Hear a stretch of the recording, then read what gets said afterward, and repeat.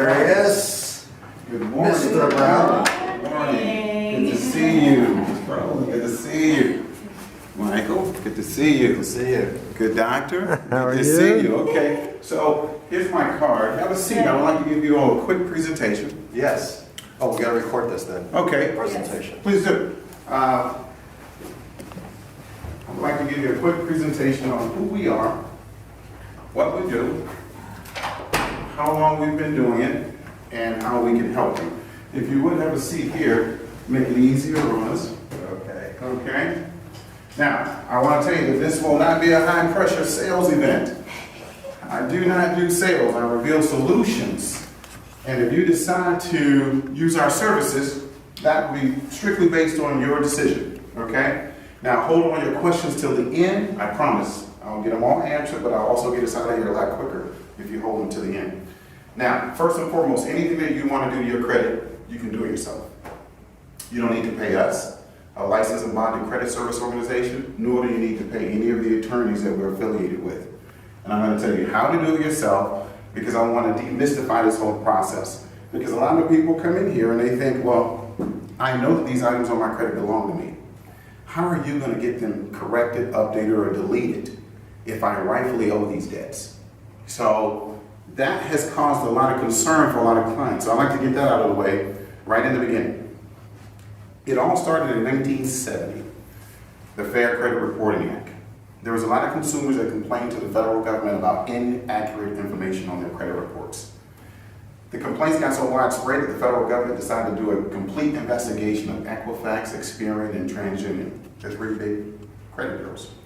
At the end of the investigation, they found out that 79% of everyone in all three bureaus had errors on their credit reports. They said that this number was too large and they needed to get involved and create some consumer protection laws to give the power back to the consumers. And they created the Fair Credit Reporting Act in 1970, the Fair Debt Collection Practices Act in 1977. And the law is about as thick as this little green book here. But if I was to distill it down, it would come down to 4 provisions that any credit repair company or any credit law firm uses to correct, update, or delete inaccurate, questionable, unverifiable, and obsolete information from anyone's credit report in the nation. Because it's federal law. It covers every state. It comes down to this. If any information on your credit report is inaccurate, if it's being inaccurately reported to the world, whether you rightfully owe it or not, it must be deleted. That's the law. That's not what Gabriel Brown says. That's not what Vivix Credit Solution says. That's the law. If any of the information is unverifiable on your credit report, whether you rightfully owe it or not, if it cannot be verified, the law says it must be deleted. Thirdly, if any of the information is questionable, you have questions that you ask the credit bureau or the creditor and they do not respond in a timely manner, which is 30 days. All right. If you submit any additional information during the time that they're investigating your dispute, they get an additional 15 days. But 30 days is the standard. Okay. If your questions cannot be answered, that account or those accounts that you're questioning must be deleted. It's the law. And then the fourth and final, obsolete. Any accounts that are on your credit report that are older than the statute of limitation for the state that the debt originated in. So if the debt originated in Nevada, it's 6 years, the statute of limitation. For a written contract, 4 years for an oral contract, okay? In the state of North Carolina, 3 years, right? So many people believe it's 7 years for a negative account to be removed from your credit report. Well, that's a broad stroke that the industry uses to give you an idea of how long any account that's a non-public record. Okay, a public record is something that you went to court for and a judge adjudicated, maybe a judgment, foreclosure, tax lien, bankruptcy. Those are 10 years, all right? But a non-public record, the longest is 7 years, all right? And we have the statute of limitations for each state and we're going to give them to you here, okay? Now that you know that there's 4 provisions of the law that you dispute under and every company, credit repair, or law firm is using those disputes, now you also understand why there's only 4 months required to complete our program. Now there's some companies that say 18 to 24 months to actually work on your credit. Well, 4 months for us.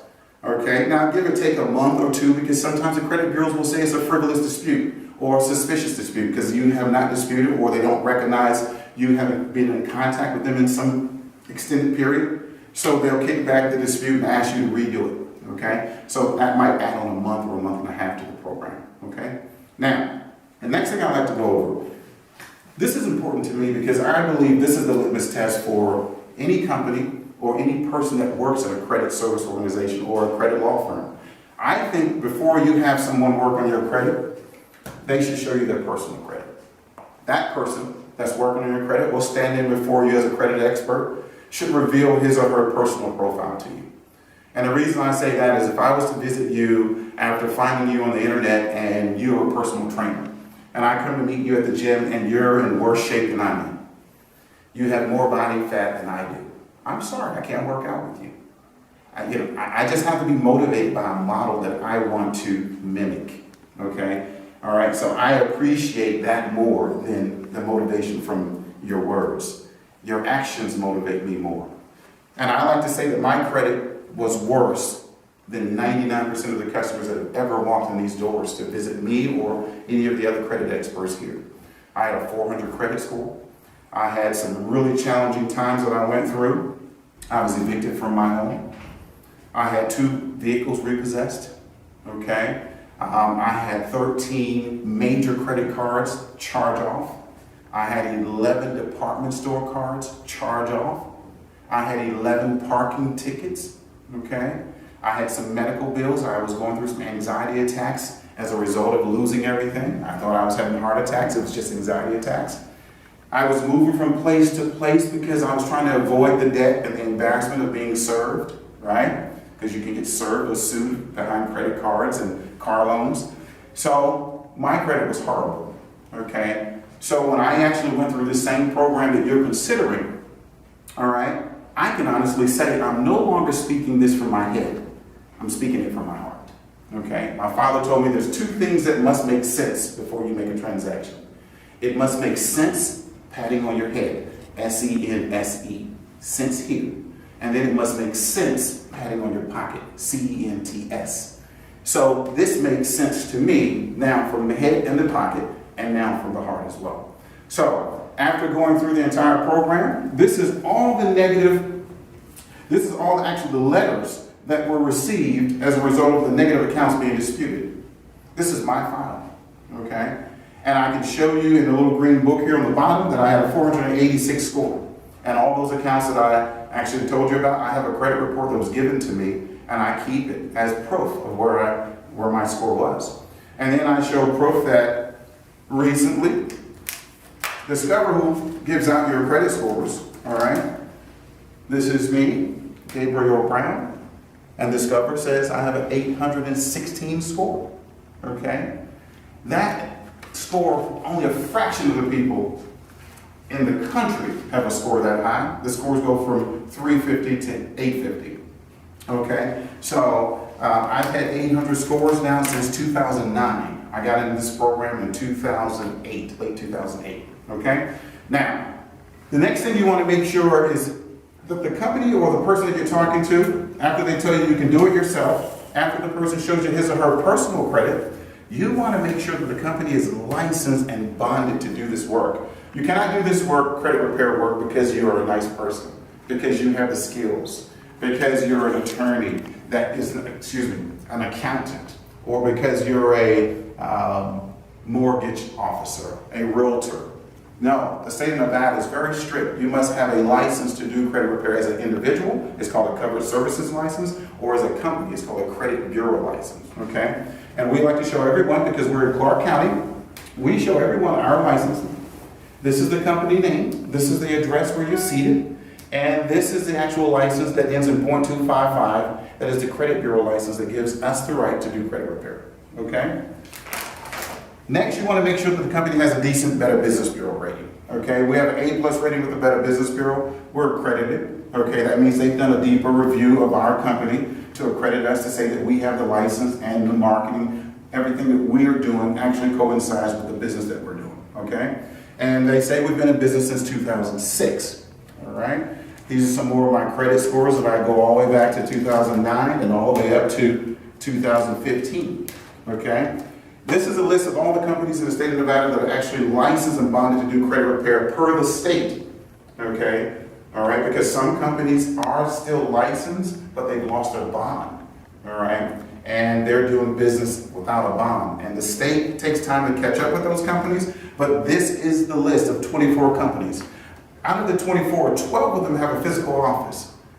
The other 12 actually just have a website here and a foreign license registration. So you can't walk in their office like you're seated here with me and have a conversation with them. And I think that's important if you're going to give someone your credit, your identity, your driver's license, your social, all right? Identity theft is the #1 crime in America. I would think you would want to sit down with that person before you transfer something electronically to them. I and my office manager have gone through a FBI background check and a 6-hour state exam. We were licensed loan officers, but we were told that it's a RESPA violation to do credit repair and to sell mortgages, okay? So we opted to give up our license to do mortgages, all right? This is the 10-week FBI background check that we went through, and this is the 6-hour state exam, all right? I, Gabriel Eric Brown, also passed this 10-week FBI background check and a state exam, and I too was a licensed loan officer, okay? Now I'm gonna speed this up a little bit. I co-hosted a radio show for over 2 years. There was a client of ours that was a realtor. He got great results from the program, liked the services so much, invited me to the radio station. I went there, got such a buzz on the radio that he asked me to come back, and then after I visited the second time, he asked me to be a co-host of the show. So I was a co-host of the radio show for 2.5 years. It's called Help Your Life, and it was on KLAV 1230, okay? It was every Tuesdays from 4 to 5, all right? And then lastly, we have some proof of results of past clients there, but I won't go into that just yet. Let me just kind of go through briefly how the program works, and then I'll open up for questions. As we review, there's 4 provisions of the law, the Fair Credit Reporting Act and the Fair Debt Collection Practices Act, that affords you to dispute anything under those 4 provisions, right? Inaccurate, questionable, unverifiable, and obsolete.